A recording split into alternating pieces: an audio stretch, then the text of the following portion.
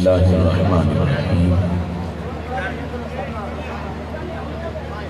رب اشرح لی صدری ویسر لی امری واحلل عقدۃ من لسانی یفقہوا قولی رضیت باللہ ربا وبالاسلام دینا وبمحمد صلی اللہ علیہ وسلم نبیا ورسولا الحمدللہ العلی المتعال المنزہ عن الشرکاء والامثال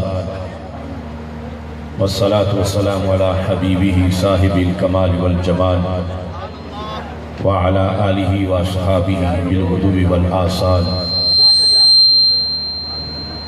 اما بعد فاعوذ باللہ من الشیطان الرجیم بسم اللہ الرحمن الرحیم لنریہ من آیاتنا صدق اللہ العظیم وصدق رسولہ النبی الکریم الامین ان اللہ وملائکتہ یصلون علی النبی یا ایہا الذین آمنوا صلوا علیہ وسلم پڑھ لے درود غفلت نہ کر خدا کی قسم تیرے سلام کا وہ اب بھی جواب دیتے ہیں الصلاة والسلام علیکہ یا سیدی یا رسول اللہ وعلا آلیکہ واصحابیکہ یا حبیب اللہ مولا صلی وسلم دائماً ابدا علی حبیبکہ خیر الخلق کلہم منزہ عن شریک فی محاسنہ فجوہر الحسن فیہ غیر منقاسم محمد تاج رسول اللہ قاتبۃ محمد صادق الاقوال والکلم محمد ذکرہ روح لانفسنا محمد شکرہ فرد علی الامم رب صلی وسلم دائما ابدا علی حبیبک خیر الخلق کلہم نعرہ تکبیر اللہ اکبر یا رسول اللہ یا رسول اللہ یا رسول اللہ تحقیق حق جاریہ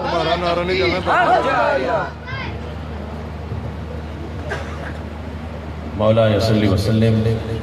دائما ابدا علی حبیبک خیر الخلق کلہم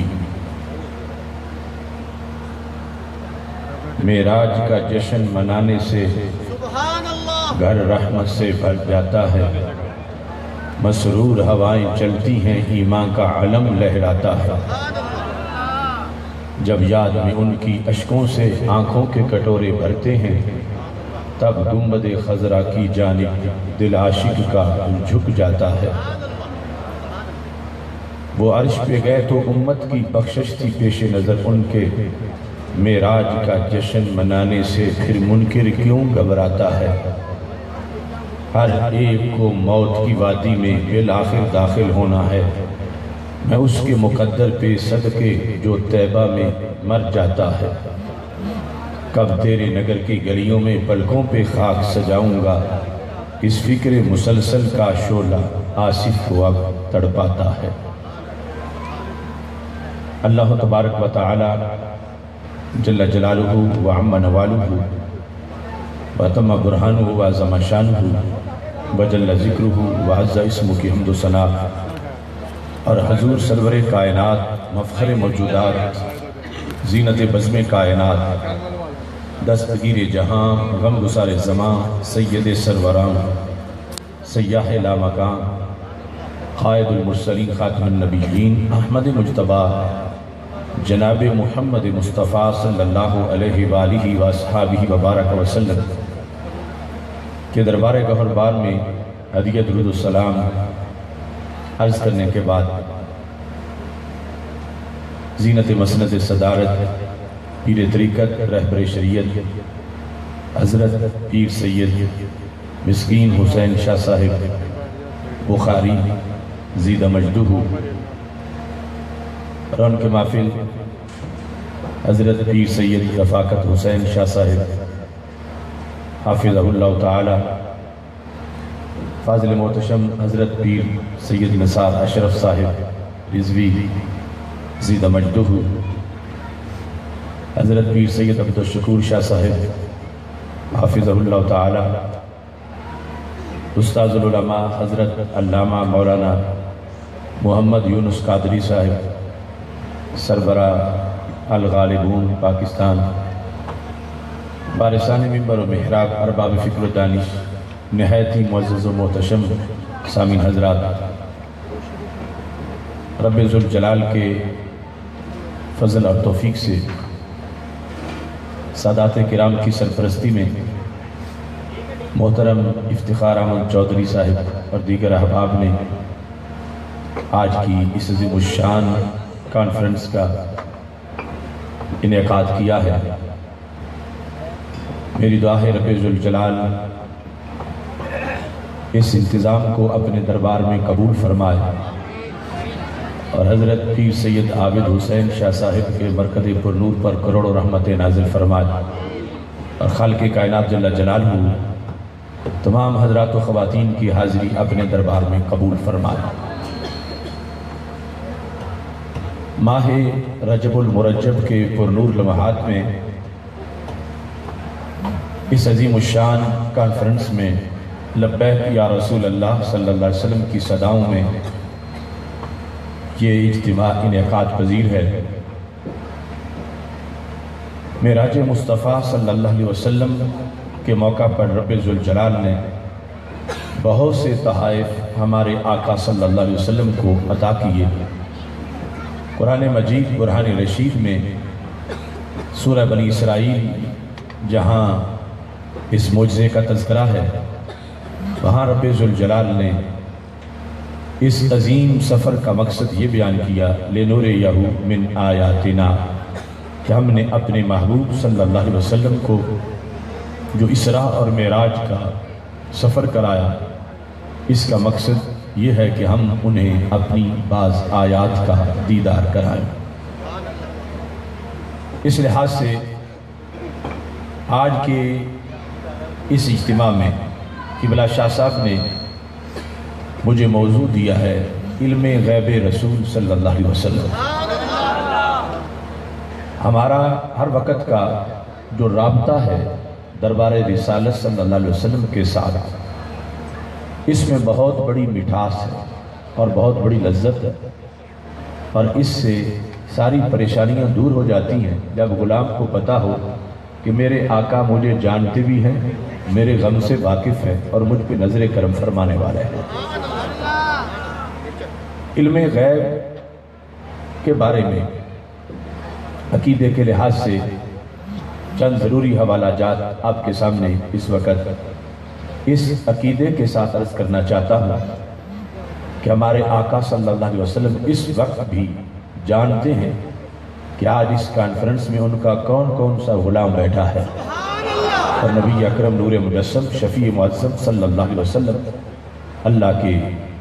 اذن اور عطا سے جو وہاں گئے ہیں ان کی جھولیاں بھی بھر رہے ہیں، اور جو یہاں بیٹھ کے بلا رہے ہیں ان کی جھولیوں کو بھی معمور فرما رہے ہیں۔ سید عالم نور مجسم شفیع معظم صلی اللہ علیہ وسلم نے ایک موقع پر اپنے علوم کا اعلان کیا۔ تفسیر خازن میں وہ الفاظ تفصیل سے موجود ہیں، اور اس کا مختلف حصے بخاری شریف میں بھی موجود ہیں۔ ہمارے آقا صلی اللہ علیہ وسلم نے ارشاد فرمایا عرضت علی امتی کما عرضت علی آدم فی صورها فی التین۔ رسول اللہ صلی اللہ علیہ وسلم نے فرمایا قیامت تک کی ساری انسانیت اللہ نے مجھے دکھائی۔ یعنی یہ آج جس صدی میں ہم ہیں، اس سے پہلے اس صدی کے اور قیامت تک کے لوگ، میرے آقا صلی اللہ علیہ وسلم نے فرمایا صرف میں نے ان کو ظاہر کوئی نہیں دیکھا، مجھے رب نے ان کے دلوں کا علم بھی دیا کہ کس کس دل میں نور ایمان ہوگا اور کس کس دل کے اندر اندھیرا ہوگا۔ یہ اعلان جب ہمارے آقا علیہ السلام نے کیا، منافقین سے یہ بات ہضم نہ ہوئی۔ ہم تو آج بھی سن رہے ہیں، سنا رہے ہیں تو خوش ہو رہے ہیں کہ ہم وہ خوش نصیب ہیں کہ رسول اللہ صلی اللہ علیہ وسلم کی نگاہ اس وقت بھی ہم پہ پڑی اور آج بھی ہم پہ پڑ رہی ہے۔ تو جب قیامت تک کے لوگ پیش کیے گئے تو ان میں ہم بھی پیش کیے گئے، اور پھر بھی ہم اس لسٹ میں تھے جن کو رب ذوالجلال نے ایمانداروں کی لسٹ قرار دیا تھا۔ منافقین کو جب یہ پتا چلا تو انہوں نے اس پر اعتراض کیا۔ اب آپ نے توجہ سے سننا ہے، یہ جو اعتراض کل منافق کر رہے تھے، آج وہ اپنی زبان سے کون دہراتا ہے؟ آج کس کی تقریر کا حصہ ہے؟ آج کس کی تبلیغ میں وہ جملے موجود ہیں؟ ہمارے آقا علیہ السلام نے جب یہ فرمایا میں قیامت تک کے لوگوں کو جانتا ہوں اور ان میں سے مومن بھی جانتا ہوں، کافر بھی جانتا ہوں، تو منافقین نے اعتراض کیا۔ دلیل کیا تھی؟ کہتے ہیں زعم محمد صلی اللہ علیہ وسلم انہو یعلم من یؤمن بھی ومن لم یؤمن بھی ممن لم یخلق بعد ونحن معه وما یعرفنا۔ کہنے لگے کہ حضرت محمد مصطفیٰ صلی اللہ علیہ وسلم یہ محض گمان کر رہے ہیں، معاذ اللہ ان کی بقول، کہ وہ قیامت تک کے لوگوں کو جانتے ہیں۔ کہنے لگے اگر قیامت تک کے لوگوں کو جانتے ہوتے تو کم از کم ہمیں تو جانتے ہوتے۔ وَنَحْنُ مَعَهُ، ہم ساتھ نمازیں پڑھتے ہیں، مسجد نبوی میں ان کے پیچھے کھڑے ہوتے ہیں، ہمارا تو کوئی پتہ نہیں، ہمیں تو مسلمان ہی سمجھتے ہیں، حالانکہ ہم نے کلمہ صرف زبان سے پڑھا ہے، ہم دل کے منکر ہیں، ہمارا پتہ ہوتا تو ہمیں مسجد سے ضرور نکالتے، ہماری خبر نہیں ہے اور دعویٰ یہ ہے کہ میں قیامت تک کے لوگوں کو جانتا ہوں۔ یہ دلیل دے کر انہوں نے ہمارے آقا علیہ السلام کے علم غیب کا انکار کیا۔ لہٰذا میں پورے وثوق سے کہہ رہا ہوں کہ سب سے پہلے جس ٹولے نے رسول اللہ صلی اللہ علیہ وسلم کے علم غیب کا انکار کیا وہ ٹولہ منافقین کا ٹولہ تھا، اور دلیل یہ دے رہے تھے کہ اگر قیامت تک کے لوگوں کا پتہ ہوتا تو ہمارا تو پتہ ہوتا، چونکہ ہمارا پتہ نہیں تو قیامت تک کے لوگوں کو پتہ نہیں۔ یہ دلیل دے کر معاذ اللہ اپنی بات کو آگے بڑھا رہے تھے۔ جب انہوں نے یہ بات کی تو ہمارے آقا علیہ السلام کو پتہ چل گیا، آپ نے منبر منگوایا۔ سب سے پہلے علم رسول علیہ السلام کو ثابت کرنے کا جلسہ خود سید المرسلین حضرت محمد مصطفیٰ صلی اللہ علیہ وسلم نے فرمایا ہے۔ آج یہ سادات کرام نے، عاشقان رسول صلی اللہ علیہ وسلم نے اس موضوع کے لیے جو منبر سجایا ہے، یہ اس منبر کی سنت میں ہے۔ سب سے پہلے خود خطاب کیا میرے آقا صلی اللہ علیہ وسلم نے منافقین کے رد کے لیے اور علم غیب اپنے علم کے اس بات کے لیے پر رکھا گیا۔ حمد اللہ واسنا علیہ، حمد و ثنا، خطبہ پڑھا میرے آقا علیہ السلام نے، اور خطبہ پڑھنے کے بعد یہ جملہ بولا ما بال اقوام طعنوا فی علمی، یہ بخاری شریف میں بھی ہے، اور ان لوگوں کی کیا حیثیت ہے جو مجھے بے علمی کے تانے مارتے ہیں۔ طعنوا، تان کہتے ہیں نیزے کی نوک سے کسی کی بگھی میں سوراخ کرنا۔ کیسے کمینے لوگ ہیں، رب دینے والا ہے میں لینے والا ہوں۔ ما بال اقوام، ان کی حیثیت کیا ہے، یہ ہوتے کون ہیں؟ رب دے رہا ہے میں لے رہا ہوں، یہ مجھے بے علمی کے تانے مارتے ہیں۔ لا تسألونی عن شیء فیما بینکم و بین الساعة الا نبأتکم بہ، فرمایا مجھے یہ تانے منظور نہیں ہے، میں چیلنج کرتا ہوں آج سے لے کر قیامت تک کی جو بات پوچھو میں یہیں بیٹھے ہر سوال کا جواب دینے کو تیار ہوں۔ تکبیر، نعرہ رسالت، عظمت مصطفیٰ، عظمت مصطفیٰ۔ لا تسألونی عن شیء، نکرہ تحت النفی ہے۔ علماء جانتے ہیں کہ جب نکرہ تحت النفی ہو تو وہ عموم کا فائدہ دیتا ہے۔ مطلب یہ تھا اگر 10 سوال کرو گے تو 10 کا جواب ابھی دوں گا، ادھار ایک بھی نہیں۔ اگر 100 کرو گے تو 100 کا جواب ابھی، 1000 کرو گے تو 1000 کا جواب ابھی۔ میں لیٹ نہیں کروں گا، جو چاہو، 1-2 دن کی بات نہیں، 10-15 دن کی بات نہیں، قیامت تک۔ لا تسألونی عن شیء فیما بینکم و بین الساعة، آج سے لے کر قیامت تک کی جو بات پوچھو میں یہیں بیٹھے تمہیں ہر سوال کا جواب عطا کر دوں گا۔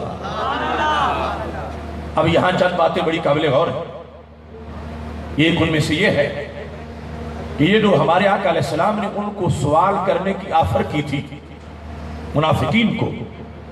یہ نماز روزے کے سوالات کی آفر نہیں تھی، وہ تو ہر وقت ہی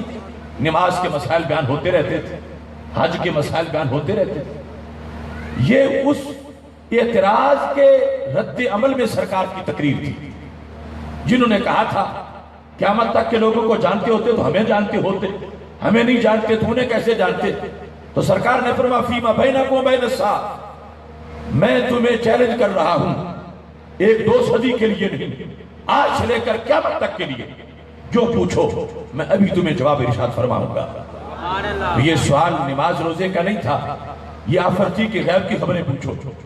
جو بھی پوچھنا ہے میں تمہیں جواب ارشاد فرماؤں گا۔ اب میرے آقا صلی اللہ علیہ وسلم نے جو چیلنج کیا تھا اس کا خلاصہ اگر بیان کریں تو کئی راتیں گزر جائیں، تفصیل تو بڑی دور کی بات ہے۔ لا تسألونی عن شیء فیما بینکم و بین الساعہ، آج سے لے کر قیامت تک جو پوچھو میں جواب دوں گا۔ تو مطلب یہ تھا میرے آقا علیہ السلام فرما رہے تھے اگر تم یہ پوچھو کہ آج سے لے کر قیامت تک کتنی بار سورج طلوع ہوگا تو میں تمہیں بتاتا ہوں۔ اگر یہ پوچھو کہ سورج کی کرنیں قیامت تک کس کس چیز پہ پڑیں گی تو میں بتاتا ہوں۔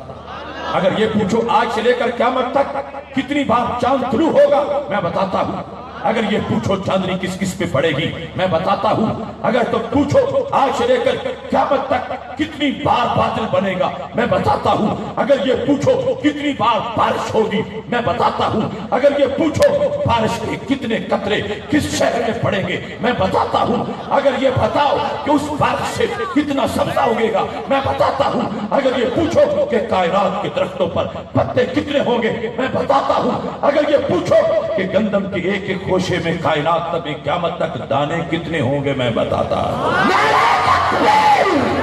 نعرہ رسالت، علوم مصطفیٰ، علوم مصطفیٰ، علوم مصطفیٰ، عظمت مصطفیٰ، عظمت مصطفیٰ۔